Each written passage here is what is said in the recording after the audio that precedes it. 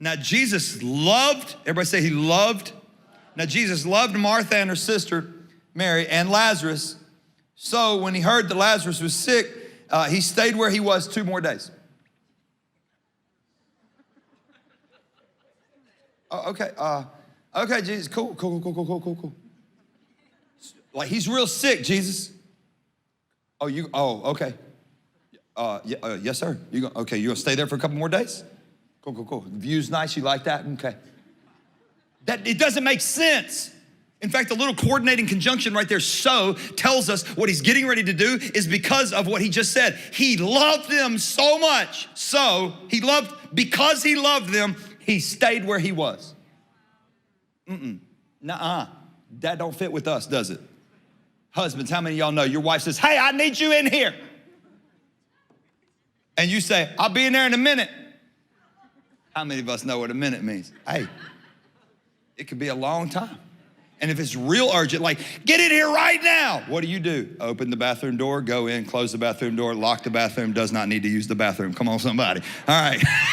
It's Valentine's weekend. I'm telling all of our secrets. Husbands, how many of y'all been to the bathroom before? You ain't got to go to the bathroom. You just hiding. Come on. That's why you got magazines in there, right? And then you carry your phone. Now you don't even need a magazine. You just sit down. I'll use the bathroom. You ain't using the bathroom. You're using the bathroom as an office. Okay, let's be real. Jesus doesn't even feel the urgency. How many of you have needed God to show up and he didn't? Like, God, I need you now. And he's like, I'll be there in a minute. No, now. No, okay, I'll 2 days, give me a couple days. He doesn't even tell him. He just says, we're gonna go this way. No, Jesus, I need you to understand the seriousness of my situation. Has anybody's actions ever caused you to doubt their authenticity?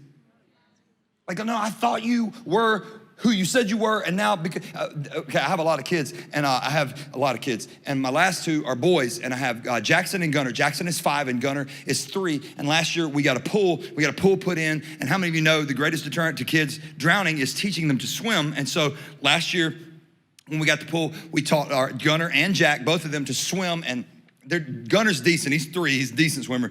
Jack's a pretty good swimmer. Both of them, we would let them practice in the deep end and all that stuff. Dad be out there with them. And I'm grateful that we did that because last week, it was a little chilly, the pool is closed, and in all of his clothes, Gunner fell in the deep end. I thought y'all would be a little bit more shocked than that. You're like, okay, cool, next, rest of the story. Cool, thanks, Pastor, you're just preaching, come on. So he fell in the deep end. All right, thank you for your concern, fake concern. And here's what's amazing. Jack reached down, grabbed him by the hand, and pulled him out of the pool. Thank you. You can stop now. You guys missed it. Cool response, fine, whatever. Pull him out of the pool, and it was amazing. It was awesome. And so when Jennifer got home, she walked in the house. Gunner came running up to her, and he ran right up to his mom, and he said, Mommy, he said, Jackson saved my life. And we were like, awesome. And she turned to Jack and she got down on one knee and she said, Bob, she said, you saved Gunner's life. You're a hero. And he looked at her and he went, ah. I might have pushed him in too. The hero was the villain also. This dude was like, hey, I'm fixing to save you, but first, wham. This is what it looks like in the text. Like, what is Jesus doing here? Verse 8. Now I want you to notice the disciples' response. Now I want you to notice what they say. Lazarus is sick, it's gonna be bad. He's sick unto death, and Jesus says this sickness will not end in death. And here's what the disciples say. But Rabbi, a short while ago, the Jews there tried to stone you because he has already said, all right, let's go back now. After 2 days, let's go back to Judea. But Rabbi, a short while ago, the Jews there tried to stone you, and yet you are going back? Lord, we're concerned greatly for your safety. You ever had somebody look like they were really concerned for your safety? But Jesus knows they're not really concerned for his safety. They're concerned for theirs. Because they're like, hey, you're going back, which means we'll be with you. And last time I checked, we ain't the stars of the show, so we're gonna die first. Right? Because how many of y'all know the secondary actors always die?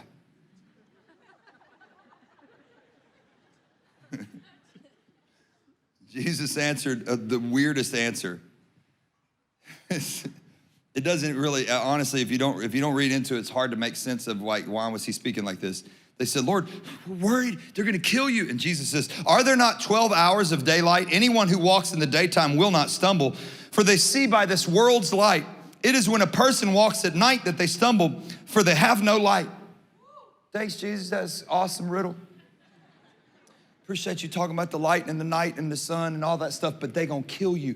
What was Jesus saying? Jesus knew that they were more greatly concerned with themselves than they were with him, because they were thinking temporally, they were thinking in the earth's terms. And so he was talking to them about the earth's terms. So when you walk during the day, you don't worry because you can see where you're going. But at night, you can't see where you're going, you're a little bit more nervous. And what he was trying to get them to understand is you are not walking according to the world's terms. You are not walking with the light of the sun, you are walking with the light of the sun. So if we go into a dangerous situation, I don't want you to worry, because who you are with is greater than what you are going through. And if you will trust that I am able to do exceeding abundantly above all you can ask or think, according to the power that's at work on the inside of you, then we can walk anywhere. You can go through anything. We used to sing this song, I got power that you can't see. God is living inside of me.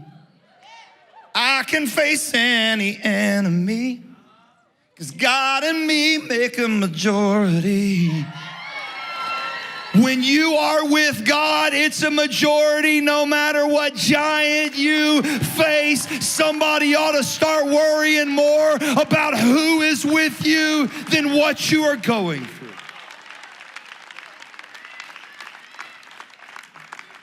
Jesus always has a purpose. The problem is we are so self-focused sometimes. You ever been riding with somebody who's driving a little too fast? And you're like, that was real strong, yep, over there. She was like, yep, on the way to church. And you look at him and you're like, hey, you better slow down, you're gonna get a ticket. But what you're really saying is, hey, I don't wanna die in the car with you. This is what the disciples are saying, but they don't actually see his purpose. How many of y'all know the issue is not the issue? You ever been arguing with somebody and you realize what we are arguing about is not really what we are arguing? You ain't really mad about that? Why do you always want to eat the tacos? It ain't about the tacos, is it, sweetheart? That's about something, you mad about something deeper.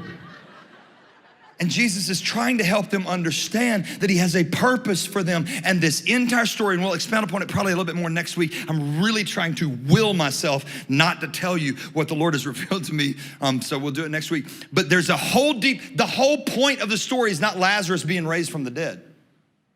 The whole point of the story is to prepare the disciples for ministry, because he's getting ready to hand these 12 guys, the whole point is he's giving them the purpose for the propagation of the gospel so that it will transcend generations. And then in 2021, we will still be declaring the name of the Lord. And it's very important that they get it. And as important it is that they get it, it's important that you get it. Somebody in your generation, somebody in your family, somebody in your circle depends on your revelation of who God is and the understanding of your purpose. That's why are you so screamy today? I don't know. I'm fired up.